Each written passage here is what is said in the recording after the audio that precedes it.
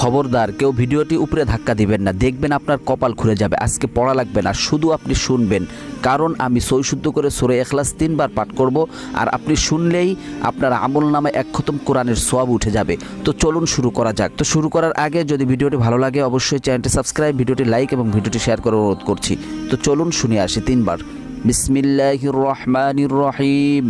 قل هو الله أحد الله الصمد لم يلد ولم يولد ولم يكن له كفوا أحد بسم الله الرحمن الرحيم قل هو الله أحد الله الصمد لم يلد ولم يولد ولم يكن له كفوا أحد بسم الله الرحمن الرحيم قل هو الله أحد الله الصمد لم يلد ولم يولد ولم يكن له كفوا أحد।